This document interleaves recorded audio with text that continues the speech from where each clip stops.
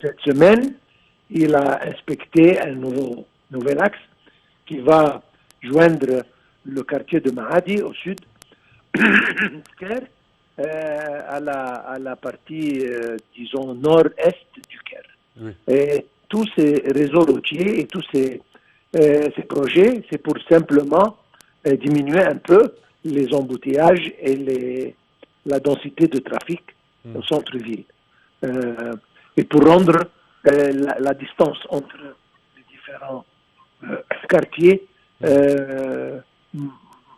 moins pénible pour les conducteurs, etc. Oui. Donc, ce sont des projets qui visent à l'amélioration du style de vie des Égyptiens en général. Oui. Et à propos des voitures électriques, ça c'est le futur.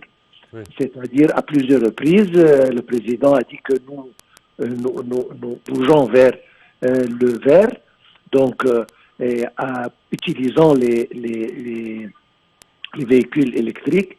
Ça, c'est vraiment un pas excellent. Oui. Alors, il parlait avec les deux, disons, le plus grand fabricant des automobiles en Égypte, General Motors, si je peux mentionner le nom certainement.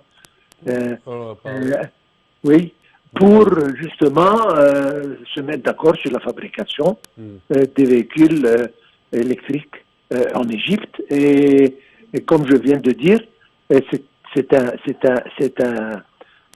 une compagnie américaine, donc ils sont géants et c'est un très bon pas pour commencer d'implanter les industries qui visent dans l'économie verte en Égypte. Est-ce que vous pensez que ces inspections et ces grands projets routiers vont un tout petit peu, je dirais, embellir l'économie égyptienne? Absolument. Nous savons que les réseaux routiers, c'est une partie très importante de l'infrastructure. Ça élimine beaucoup de tracas, ça aide à la transportation des marchandises et des personnes, c'est-à-dire, et ce qui rend l'économie meilleure.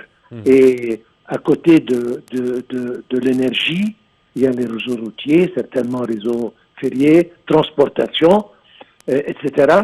Ce sont des choses excellentes pour l'économie. D'ailleurs, je répète ça à plusieurs reprises, Henry Ford, dans l'année 1997, il a dit que les autoroutes et les réseaux routiers sont les veines et les artères de l'économie. Et c'est justement ce qu'on fait maintenant. Et ça réduit le temps, ça réduit l'énergie, ça réduit beaucoup de coûts sur le plan, surtout que nous visons maintenant vers l'exportation, l'augmentation de l'exportation de différents produits en Égypte et même l'importation. Ça rend les choses plus simples et beaucoup moins marché. Parfait, Dr Abou Ghafer. Je tiens à vous remercier de vos explications et je répète que vous êtes expert en économie et analyse politique. Nous enchaînons, chers téléspectateurs, avec notre compte-rendu suivant. La ministre de l'Immigration et des Affaires des Égyptiens à l'étranger, Nabila Makram, s'est entretenue avec des représentants de la communauté égyptienne et des étudiants en Ukraine pour suivre les développements de la situation à la lumière de la crise russo-ukrainienne. Selon un communiqué du ministère, Nabila Makram a souligné l'importance de ne pas se laisser entraîner par des informations non fiables et erronées au cours de cette période et de se fier seulement aux données émises par les autorités gouvernementales égyptiennes. Et voici un compte-rendu. La ministre de l'Immigration et des Affaires des Égyptiens à l'étranger, Nabila Makram, s'est entretenue samedi avec des représentants de la communauté égyptienne et des étudiants en Ukraine pour suivre les développements de la situation à la lumière de la crise russo-ukrainienne. Selon un communiqué du ministère, Mokrom a souligné l'importance de ne pas se laisser entraîner par des informations non fiables au cours de cette période et de se fier seulement aux données émises par les autorités gouvernementales égyptiennes, notamment l'ambassade d'Égypte à Kiev, et ce pour assurer la sécurité de tous les Égyptiens en Ukraine. La ministre a également affirmé l'importance pour les Égyptiens d'Ukraine de garder les lieux où ils se trouvent, notamment dans les zones situées à l'est et au sud, qui sont témoins d'affrontements. Les Égyptiens qui sont en mesure de partir vers la Roumanie et la Pologne doivent d'abord informer l'ambassade d'Égypte à Kiev et contacter immédiatement les ambassades d'Égypte dans les deux pays, a précisé la ministre.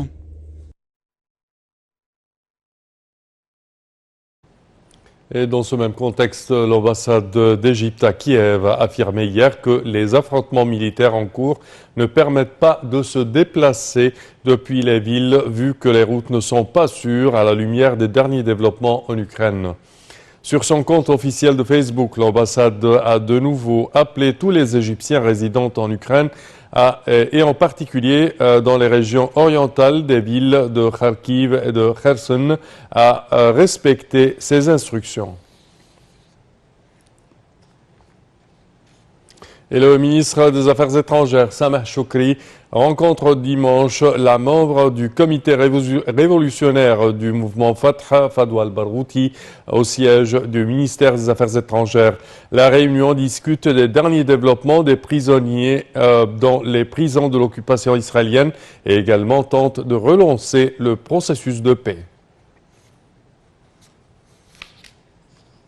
Le ministère de la Santé a annoncé que 1654 personnes rétablies du coronavirus avaient quitté les hôpitaux de confinement après avoir reçu les soins médicaux nécessaires, portant ainsi le nombre total de cas guéris du Covid-19 à 409 748 cas.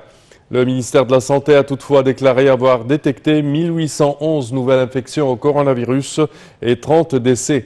L'Égypte a recensé jusqu'à présent un total de 478 984 cas de contamination au coronavirus, dont 23 957 cas décédés. Et à présent, nous passons à notre volet sportif qu'on commence avec cette information pour le football africain. Mamelodi Sundowns a battu El Ahly 1-0 au stade du Caire dans le cadre de la 3e journée de la Ligue des champions africains. Un duel musclé entre deux ténors du continent africain. Voyons que le champion en titre, Al Ahly, a débuté sa phase de poule de la Ligue des champions par un duel décevant contre Al Hilal du Soudan 0-0 après le report de son match de la première journée contre El Marikh. En face, les Sud-Africains Mamelodi Sundowns ont battu Al Hilal 1-0 avant de partager les points avec l'autre club soudanais 0-0.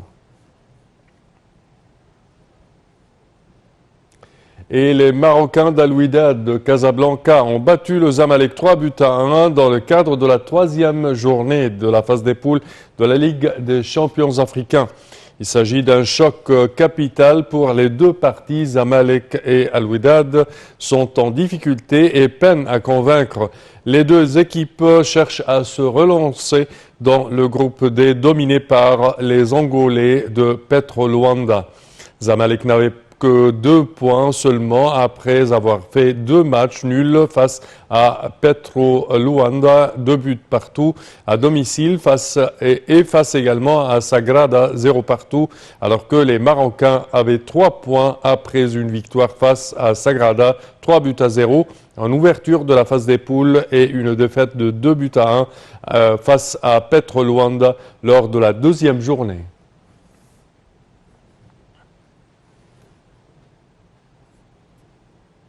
Et c'est ainsi, chers téléspectateurs, que prend fin notre édition de Midi au Caire pour aujourd'hui. Je vous remercie de votre attention et je vous donne demain rendez-vous avec une nouvelle édition. Au revoir.